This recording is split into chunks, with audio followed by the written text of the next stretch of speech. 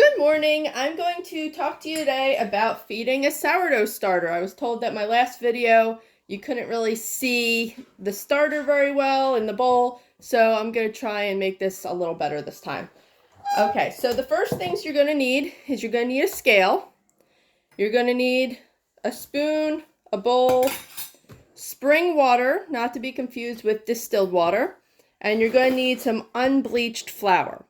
It doesn't really matter if it's bread flour or wheat flour or whatever flour, just make sure that it's unbleached. And I use the King Arthur brand because that's what I can get cheap from my store. Use what you can get. It isn't really going to matter.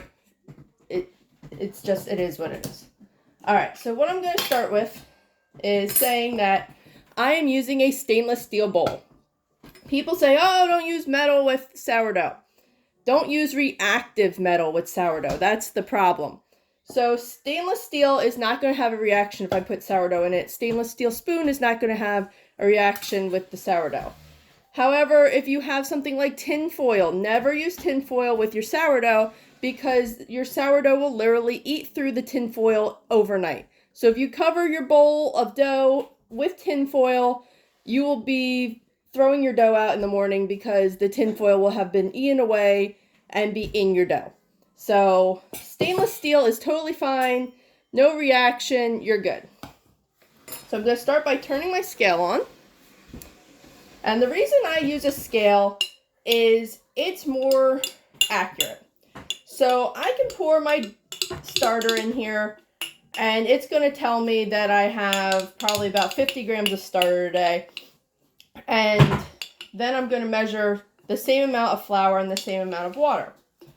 So if I were to use just cups and do this with cups, if you get a measuring cup, it can be different every day. So if I were to get my cup of flour, let's see, I have a cup in here. So if I were to get my little measuring cup here, and I just scoop my flour, then it could be heaping. It can be scant, it could be level, and the way you put it into the measuring cup, it can either be loose or compacted. So you never know exactly what you're going to get with that, but with the scale, 50 grams of flour is always 50 grams of flour. So that's why the newbies are always told, hey, you should be using a scale because it takes the guesswork out of what am I putting into my starter here. So this measured at 60 grams, so I'm now going to put 60 grams of flour in here. So it's actually a little heavy. If you can see, it actually is 67. That's okay. I apologize in advance because my little guy is making a lot of noise here today. Alright, so now I'm going to zero that out and add my spring water. The reason I use spring water is because I have very hard water and I really don't want that in my food. Besides that fact, if you have different tap waters that have chlorine or anything in there that's meant to kill bacteria, it will kill your starter. So you don't really want to go that direction. Let's put this to the side here. Turn you off. Alright, now I'm going to give this a mix.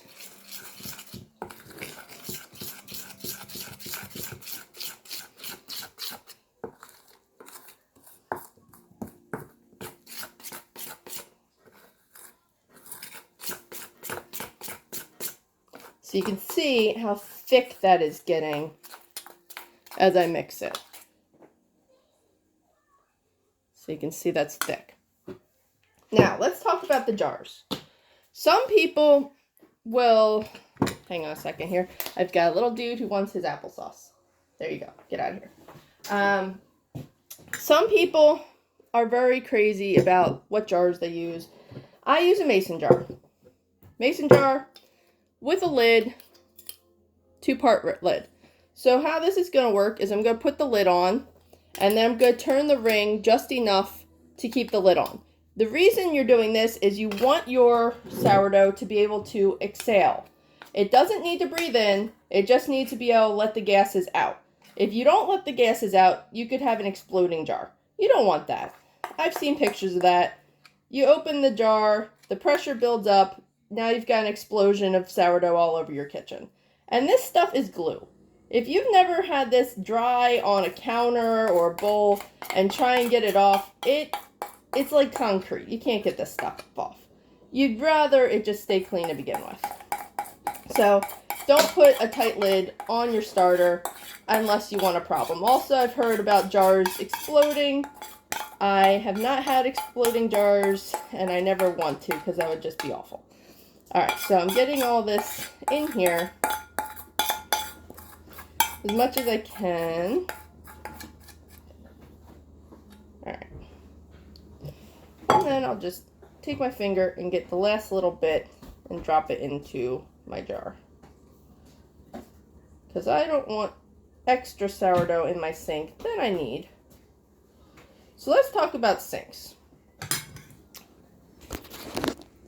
My sourdough is going in the sink. But I'm not going to be stupid and put straight sourdough down the drain.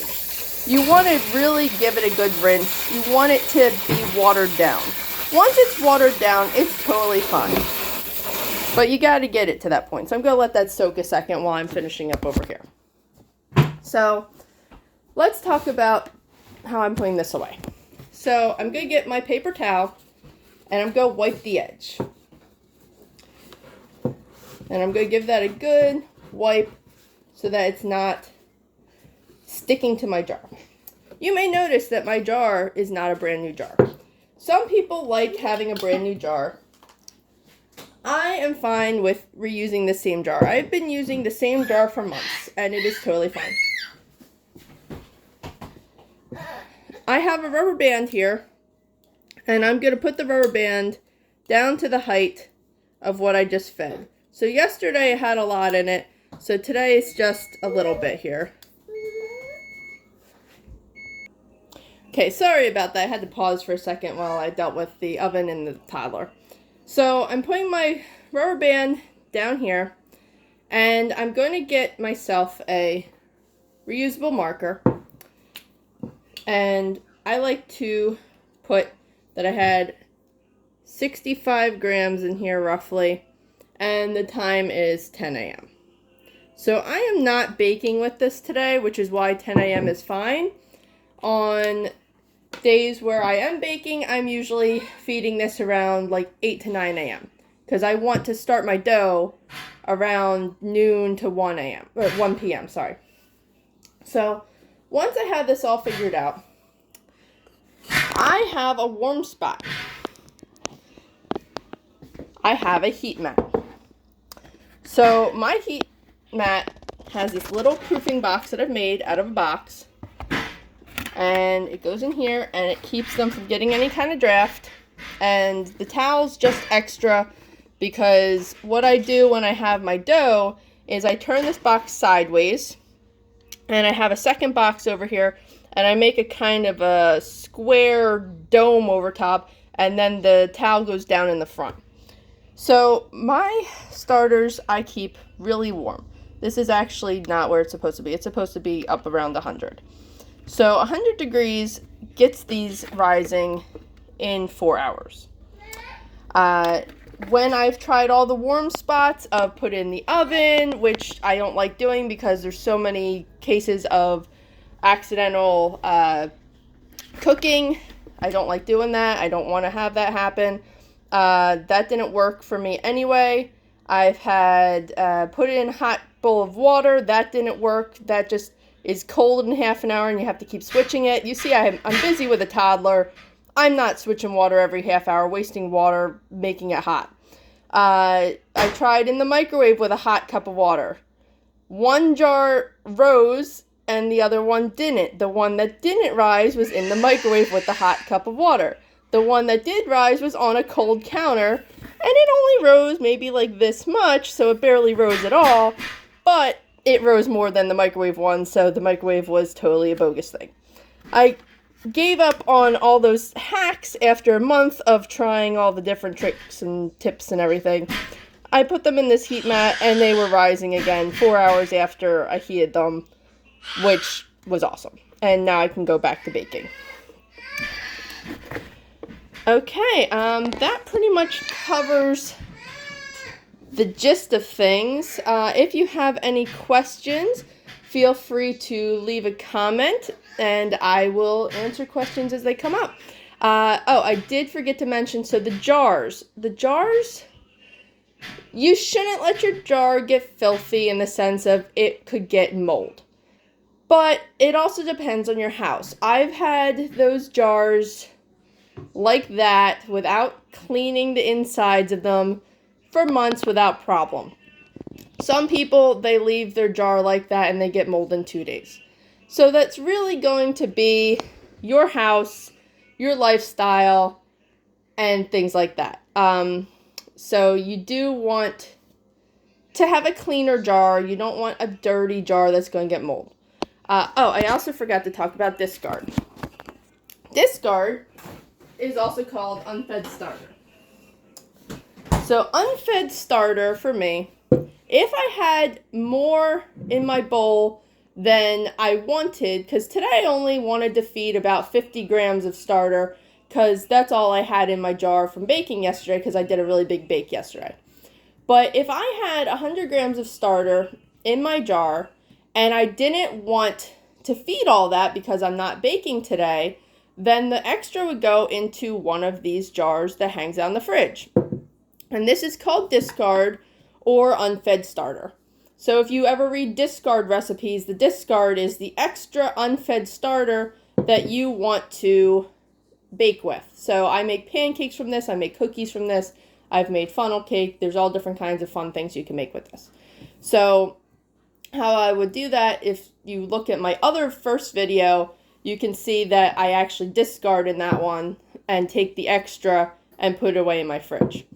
And this stuff, I've had jars of this in my fridge for months, and let me pull out one that's been in there for a while.